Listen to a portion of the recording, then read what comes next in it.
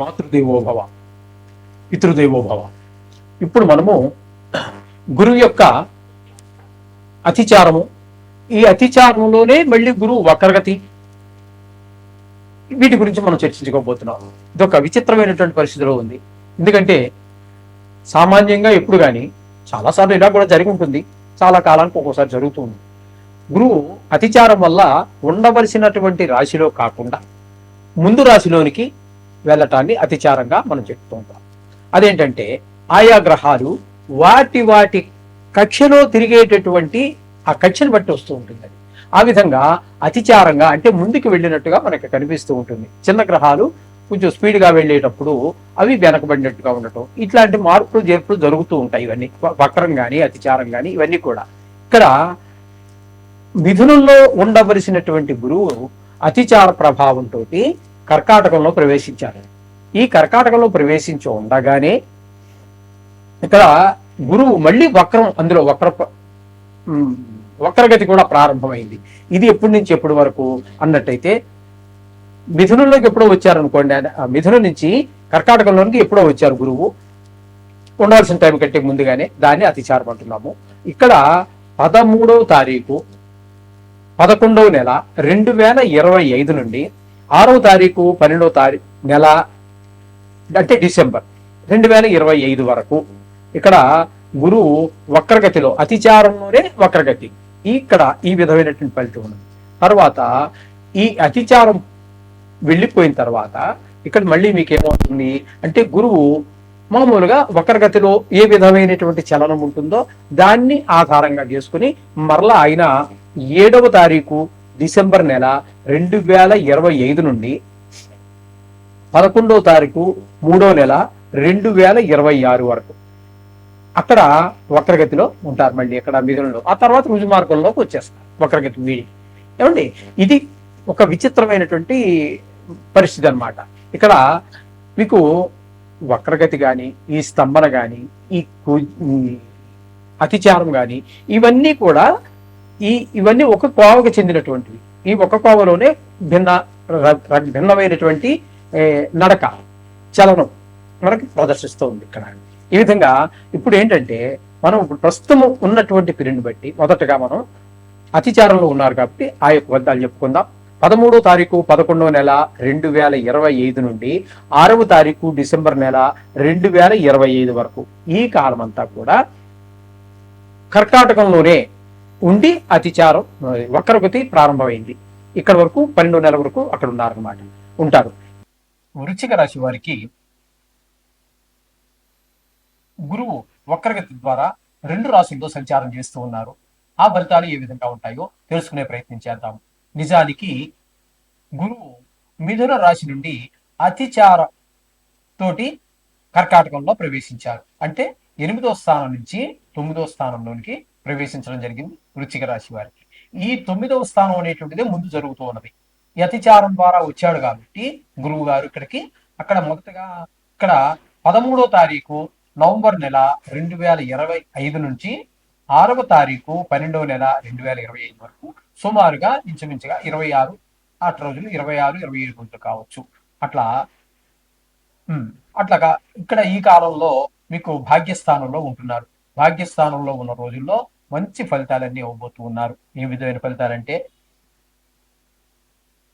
అర్ధంచ స్వకులాచార, గృహలాభ, సుభోజనం, నిత్య స్త్రీ సంపర్క, నవమస్తే భవే గురౌ అని చెప్పే శాస్త్రం చెప్తోంది.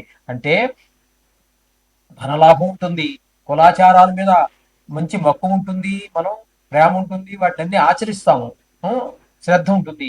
గృహలాభం, ఒక ఇల్లు కొనుక్కోవటమో, ఇంటికి కావలసినటువంటి ఒక స్థలాన్ని ఏర్పరచుకోవటమో ఇట్లాంటివన్నీ జరుగుతూ ఉంటాయి.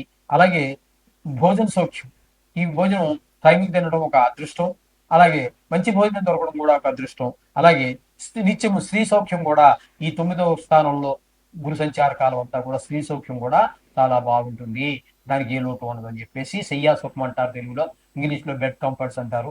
అంచేత వాటికి కూడా ఏ విధమైనటువంటి ఇబ్బంది ఉండదు అని చెప్పేసి మనకు శాస్త్రం చెప్తోంది. అందుచేత గురువు ఇక్కడ మీకు 9వ స్థానంలో ఈ విధమైన ఫలితాలు ఇస్తే, అతిచారం పూర్తి చేసుకుని మరలా 8వ స్థానం అయినటువంటి మిథునంలో ప్రవేశిస్తూ ఉన్నారు. ఆ 8వ స్థానంలో ప్రవేశించినప్పుడు అక్కడ మీకు వచ్చేటటువంటి ఫలితాలు ఏ విధంగా ఉంటాయా అన్నట్టయితే, అక్కడ భిన్నమైనటువంటి అష్టమ స్థానం కాబట్టి అక్కడ ఉండేటువంటి ఫలితాలు కొంచెం నవమ స్థానం కంటే భిన్నంగా ఉంటాయి. అవి ఏంటనేది తెలుసుకునే ప్రయత్నం చేద్దాం.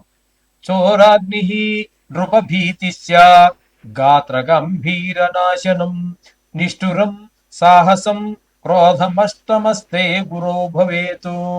అష్టమస్తే అంతో స్థానంలో కనుక గురుగారు భవేతు ఉన్నట్టయితే అక్కడ జరిగేది మీకు ఏంటంటే చోర్ల వల్ల భయము, దొంగల వల్ల భయం ఉంటుంది, అగ్ని మూలంగా భయం ఉంటుంది, రాజుల వల్ల కూడా భయం ఉంటుంది.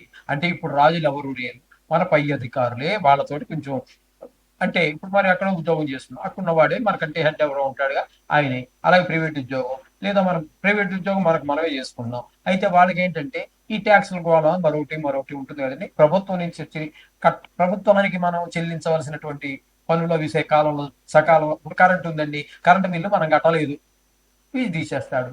మరి దాన్ని మనం ఎవరాలి మరి?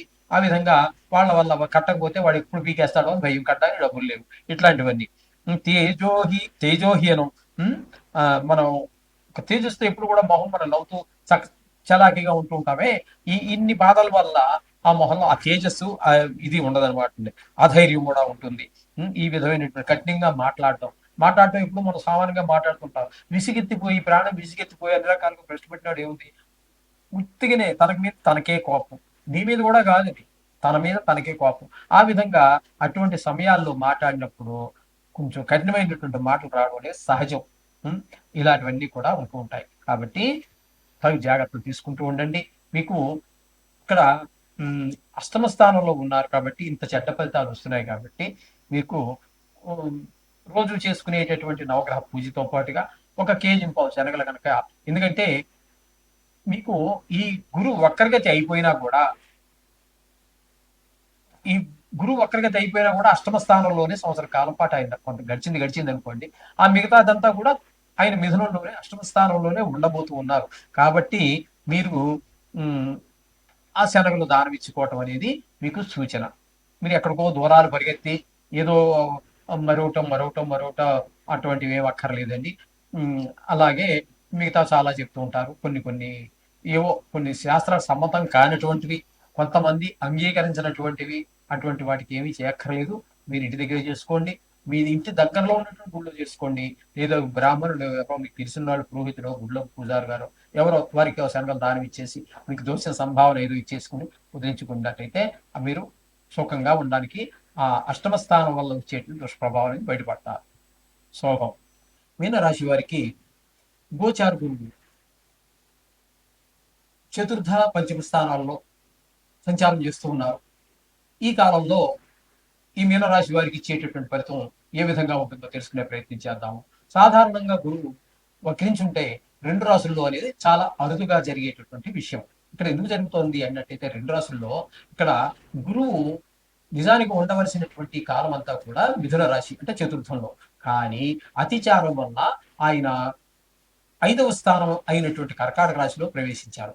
అక్కడ ఉండంగానే వక్రగతిని కూడా పొందారు. ఈ వక్రగతి ఎప్పటి వరకు ఉన్నట్టయితే 13వ తారీఖు నవంబర్ నెల 2025 నుంచి 6వ తారీఖు డిసెంబర్ నెల 25వ తారీఖు వరకు, అంటే సుమారుగా 23-24 రోజుల పాటు ఇక్కడ పంచమ స్థానంలో ఉంటున్నారు. తదుపరి ఆయన చతుర్థ స్థానంలో ప్రవేశించారు. ఎందుకనంటే అతిచారం యొక్క గడువు ముగిసిపోయింది కాబట్టి, ఆయన ఆ కాలం తీరిపోయింది కాబట్టి మరలా తను ఉండవలసినటువంటి మిథునంలోనికే ప్రవేశించారు. అక్కడ కూడా వక్రగతిలోనే ఉంటారు.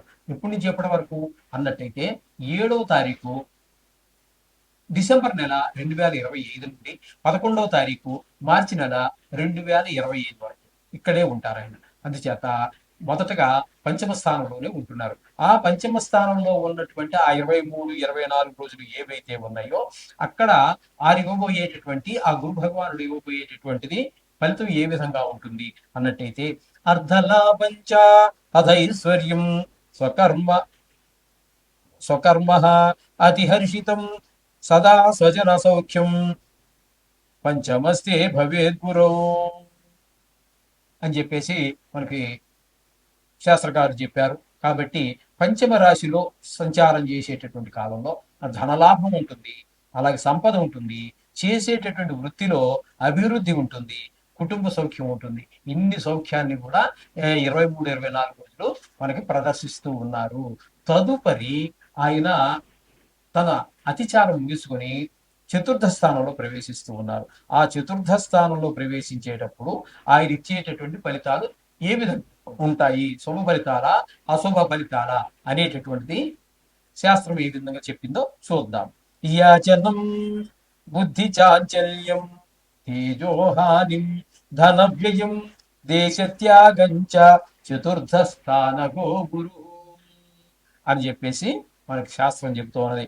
అంటే గురువు 4వ స్థానంలో ఉన్నప్పుడు దారిద్ర్యం, తిండికి, బట్టకి, అన్నిటికీ మొహమాచి ఉండటం, కొంచెం ఇబ్బందికరమైన పరిస్థితులు, స్థిరం లేకపోవడం, ఊరికే ఎందుకు తిరుగుతూ ఉంటాడో అర్థం కాదు, మనసులో ఏదో ఉంటుంది, ఆడికి వెళ్ళి సాధిద్దాం, కానీ తీరా వెళ్ళేటప్పుడు డబ్బులు ఖర్చు అవ్వడం తప్పితే ఆ పని పూర్తి కాకపోవడం, అపకీర్తి, చెడ్డ పేరు, ధన వ్యయం, డబ్బులు ఖర్చు అయిపోవడం, స్థాన చలనం, ఉన్నత స్థానాన్ని అస్తమానం ఇల్లు మారటము, లేకపోతే ఊరు మారటం, ఊర్లు తిరగడం, ఇవన్నీ కూడా స్థాన చలనం కిందకే వస్తాయి. కొన్ని సందర్భాల్లో ట్రాన్స్ఫర్ అవ్వడం, లేకపోతే అద్దెంట్లో ఉన్నాం, ఆ ఇంటి యజమాని ఏదో కూరగొట్టి పెద్ద బిల్డింగ్ కట్టుకుంటాను, లేకపోతే తానే కొడుకు వచ్చేస్తున్నాడు అని ఇల్లు ఖాళీ చేయడం, ఏదో మొత్తం మీద ఆ ఉన్న స్థానం నుంచి చలనం తప్పకుండా జరుగుతుంది అని చెప్పేసి కలహం. అలాగే మనం మంచిగా మాట్లాడినా సరే ఎదరవాడి అర్థం చేసుకోవడంలో కూడా కొన్ని సందర్భాలు ఉంటాయి. అలాగే మన మాటలో కూడా తొడబాట్లు, తడబాటు ఇవన్నీ ఉండటం ద్వారా కొంచెం వారికి ఇబ్బంది కలిగే మాటలు మాట్లాడడం ద్వారా వాళ్ళకి మనకి కూడా గొడవలు జరిగేటువంటి అవకాశం, కలహం వచ్చేటువంటి అవకాశం ఉంటుంది అని చెప్పేసి శాస్త్రం చెప్తుంది. 4వ స్థానంలో గురు సంచారం ఈ విధమైన ఫలితాలన్నీ కూడా చేత మితమి చెప్పుకోవాలి అన్నట్టయితే గురు సంచారం తదుపరి కూడా మనకి మార్చి తర్వాత కూడా ఎప్పటి వరకు ఆయనకి అక్కడ ఆ సమయం ఉన్నదో అప్పటి వరకు కూడా ఆయన చతుర్థ స్థానంలోనే ఉంటారు. కాబట్టి వీరు కూడా ఇక 3 నెలల కాలం మీకు శుభఫలితాలు ఇచ్చేటటువంటిది కేవలం 23-24 రోజులైతే, దుష్ఫలితాలు ఇచ్చేటటువంటి కాలం ఇంచుమించుగా 3 నెలల పాటు ఉంది. కాబట్టి మీరు తదుపరి కూడా అక్కడే ఉంటుంది. కాబట్టి గురువు యొక్క సంచారం మీరు తప్పకుండా రోజు నవగ్రహ శ్లోకాలు, పద్యాలు, గాయత్రి ఏదో చేసుకుంటూ దానితో పాటుగా 1.25 kg శనగలు తీసుకొని ఏదో బ్రాహ్మడికి, గుళ్ళో పూజారిగా, లేకపోతే పురోహితులకో ఎవరికో ఇచ్చి వారికి ఇచ్చి కొంచెం చెప్పండి ఈ గురువు యొక్క దోషం పోవడం కోసం అని చెప్పి వారు చెప్తే వారు ఆ సంస్కృతంలో వారి భాషలో వారు చెప్తారు. మీ మన సంకల్పం ఆ శనగలతో పాటుగా ఒక కాయ, తామలపాకులో పండు, కాస్త మిగతా దూషణ మన సంకల్పం ఏది అనిపిస్తే దానికి తగిన దక్షిణ ఇచ్చి, అదే మీరు లక్షాధికారి అయ్యింది పని ₹5 పెట్టవద్దండి. ఎంత లేదన్నా ఇప్పుడు వారు కూడా తీసుకోవడానికి ఏమి లేదు. ఇంకా చిన్నపిల్లవాడు కూడా తీసుకోవట్లేదు ₹100. కాబట్టి ఖచ్చితంగా 200-300 పెట్టి వారికి దానం ఇచ్చేసి ఆ ఆ గురువు యొక్క దోషాన్ని మీరు వదిలించుకున్నట్టయితే మీకు సర్వ సుఖాలు పొందగలుగుతారు. శుభం భూయాత్.